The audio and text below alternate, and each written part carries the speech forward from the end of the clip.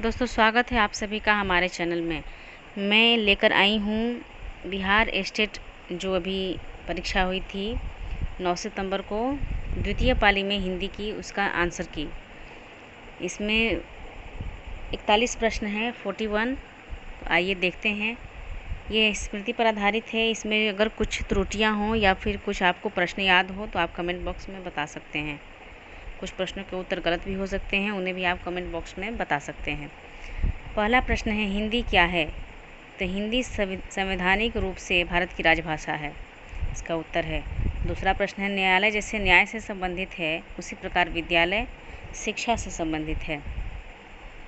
तीसरा प्रश्न है, रविंद्रनाथ टैगोर द्वारा रचित उपन्यास का नाम? इसका उत्तर है गोरा। चौथा प्रश्न है, सात सुधरेगी सात सतरंगी में प्रयुक्त अलंकार बताइए। तो इसमें अनुप्रास अलंकार है। पांचवा प्रश्न है, पीपर पात सरिस मंडोला में उपमान और उपमेय स्पष्ट करें। इसमें उपमान है पीपर पात और उपमेय है मन। छठा प्रश्न है, भारत में पहला मनोविज्ञान विभाग और पहली मनोविज्ञान शाला कहाँ स्थापित की गई थी? इसका उत्तर है कोलकाता में 1916 में। प्रश्न 7 है, जॉन ड्यूवी इसका पक्ष बताते हैं। किसका? तो प्रयोजनवाद का। आठवां प्रश्न है, NCF 2005 किसका सुझाव नहीं देता? तो एकल पाठ्यक्रम निर्धारित करना, यह इसका उत्तर है।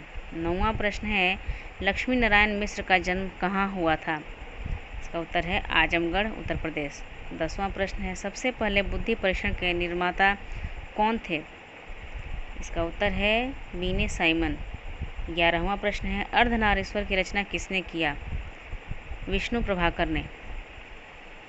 12वां प्रश्न है, लेखन विकार संबंधित अक्षमता यह है डिस्ग्राफिया। 13वां प्रश्न है, पठन विकार से संबंधित अक्षमता, ये डिस्क्लेसिया। 14वां प्रश्न है, ब्लूप्रिंट किस कार्य में सहायक है? तो प्रश्न पत्र बनाने में।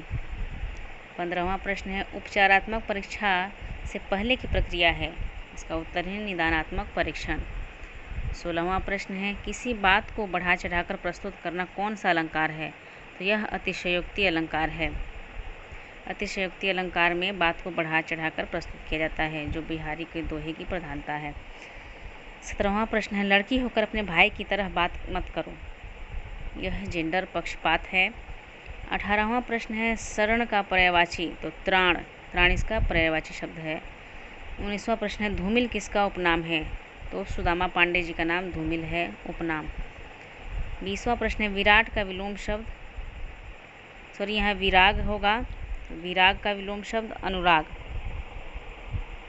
21वां प्रश्न है, सूर्यकांत त्रिपाठी निराला का प्रथम काव्य संग्रह? अनामिका। 22वां प्रश्न है, गुरु गोविंद सिंह जी का जन्म कब हुआ था? तो 1666 ईस्वी में। केदारनाथ अग्रवाल को साहित्य अकादमी पुरस्कार किसके लिए मिला?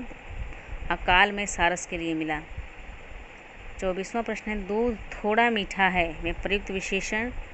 तो इसमें थोड़ा प्रविशेषण है, इसका उत्तर प्रविशेषण होगा। 25वां प्रश्न है, जिगीषा का अर्थ? तो जीतने की इच्छा को जिगीषा कहते हैं, और जीने की इच्छा को जिजीविषा कहते हैं। 26वां प्रश्न है, थोड़ा सा चावल देना? इसका उत्तर है परिमाणवाचक विशेषण, माप तौल जिसमें हो। 27वां प्रश्न है, आ रही रवि की सवारी किनकी रचना है? इसका उत्तर है हरिवंश राय बच्चन।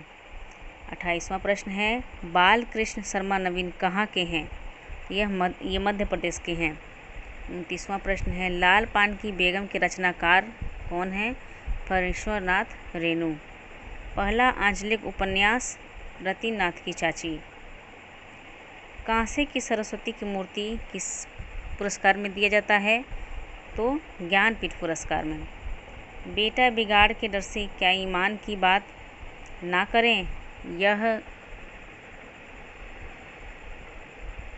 पंच परमेश्वर से ली गई पंक्तियां हैं, वाक्य हैं।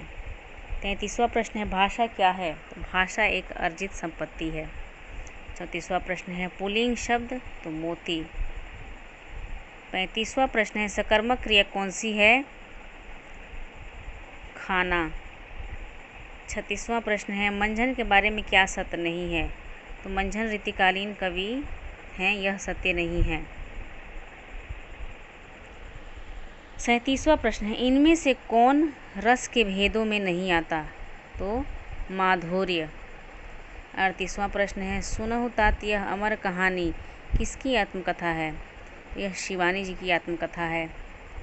39वां प्रश्न है, भारत माता कविता किस काव्य संग्रह से ली गई है? सुमित्रा नंदन पंत जी की, तो ग्राम्या से।